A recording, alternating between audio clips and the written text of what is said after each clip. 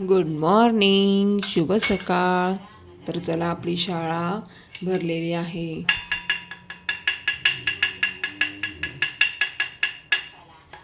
आपली स्कूल भरलेली आहे बरं का.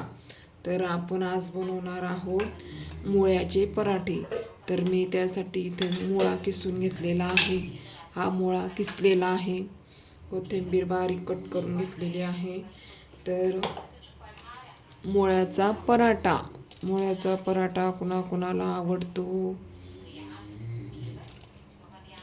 तर मी आता इथं हे बघा, आता इथं मी ओवा टाकणार आहे. थोडेसे ओवा घेतल्या,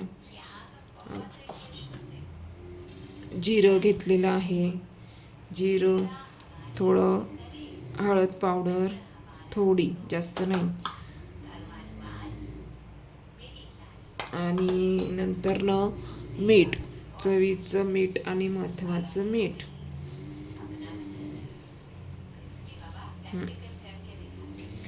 आता आपण टाकणार आहोत मिरची पावडर. मिरची पावडर खूप मस्त होतात बरं का मुळ्याचे पराठे पण. हे बघा, मिरची पावडर टाकलेली आहे. आपल्या चवीनुसार टाकायची आपण. आता मी इथं घेणार आहे गव्हाचं पीठ. चला, आपण गव्हाचं पीठ पण घेतलेलं आहे बरं का.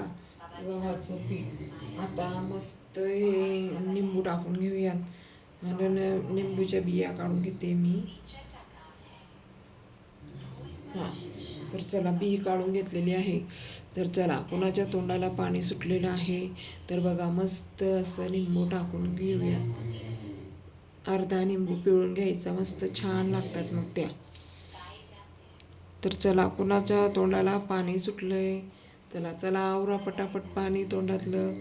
आणि बघा, असंच पडतंय का तुमच्या तोंडातलं पण पाणी लिंबू बघून. तर बघा, चला झाला आपला मजाकीचा भाग. थोडाफार मजाकीचा भाग अधूनमधून करायचा, नाही का? बरोबर. तर चला, मी आता हे गव्हाचं पीठ घेतलेलं आहे ना, त्यात मी मस्त छान असं आपला हा किसलेला मुळा, हे 2 मुळे आहेत बरं का. पण तो गोळा झालेला आहे म्हणून ते थोडाच वाटतोय, पण 2 मुळे आहेत. आणि ही कट केलेली कोथिंबीर.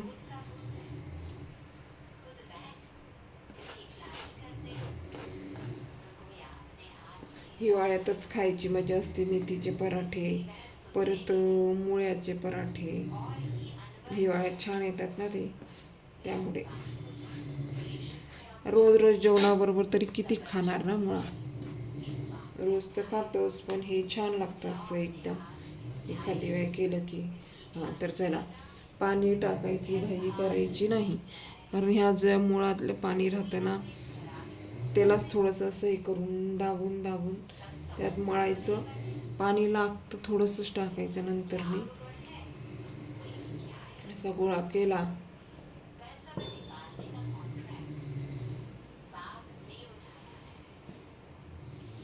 हे बघा, छान असं मस्त गोळा तयार करायचा त्याचा. मुळ्याचे पराठे कुणाकुणाला आवडतात, मस्त लागतात. कोण कोण करते मुळाचे पराठे मला कमेंट्स करून सांगा बरं का.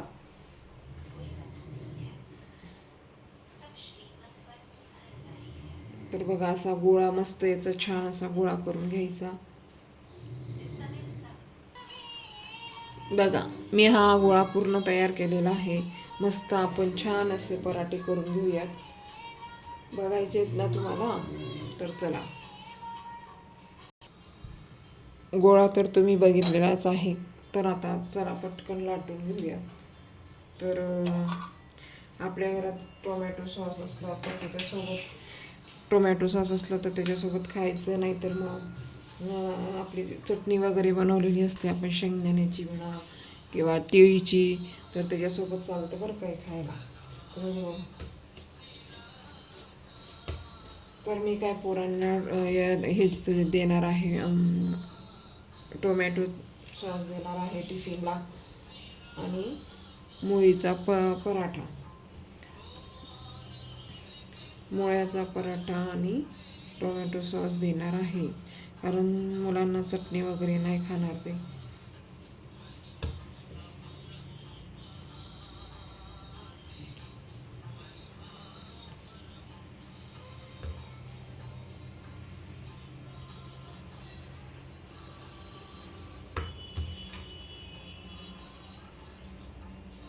मेथीचे पराठे जसे गोल होतात ना आपले, सॉरी हे आपले जसे मुळीचे पराठे येतात, हे मुळ्याचे पराठे गोल, तसे मेथीचे येत नाही. कारण ना मेथीच्या पराठ्यांमध्ये याच्या काड्या असतात, मेथीच्या काड्या असतात. आपण त्यात कांदा पण टाकतो ना, त्याच्यामुळे एवढं गोल येत नाही त्या. आणि याच्यात कांदा नाही टाकत कारण मुळा असतो, त्याच्यामुळे कांदा टाकायची याच्यात गरज नाही.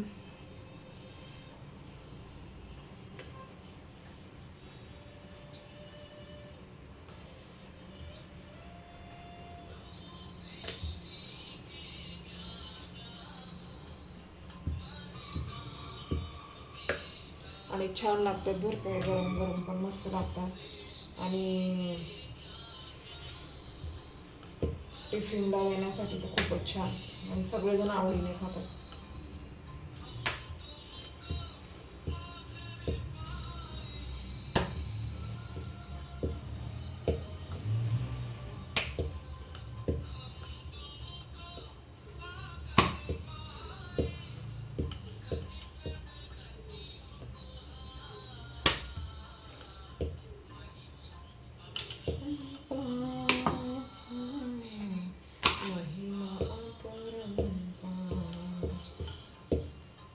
सकाळी ऐकायचं असतं, मी मुरली ऐकते, त्या मुरलीचं गाणं चालू आहे.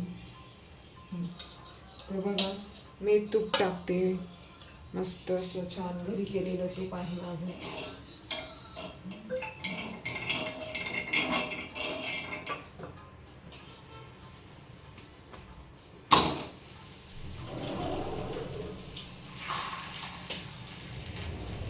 तर बघा कसा झालेला आहे पराठा, आपण लाटून आणि तव्यावर टाकलेला आहे. आता तुम्हाला दिसेलच.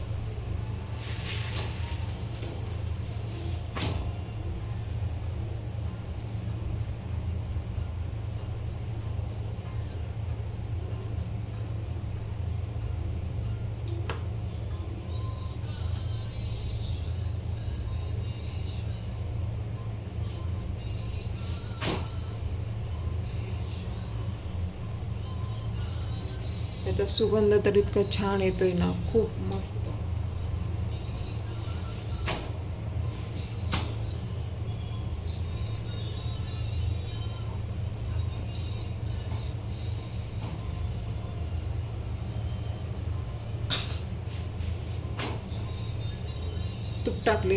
तूप टाकून शिकते ना, त्यामुळे खूप मस्त वास येतोय त्याचा.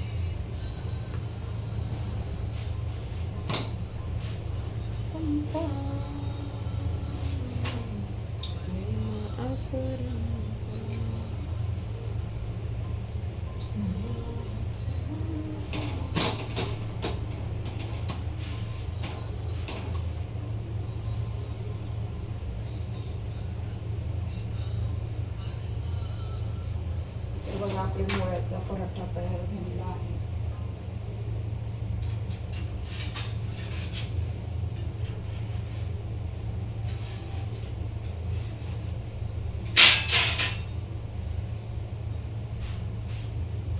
तर बघा, आपला मुळ्याचा पराठा कसा झालेला आहे मला नक्की कमेंट्स करून सांगा बरं का. कोण कोण करते या पद्धतीने पराठा, कारण मी तूप टाकून शेकलेला आहे.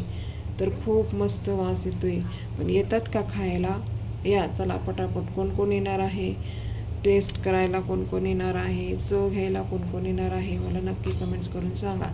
तर चला बाय बाय. मी हाच असाच टिफिनला देणार आहे. तर चला, आवडला असेल तर नक्की कमेंट्स करा. Bye bye.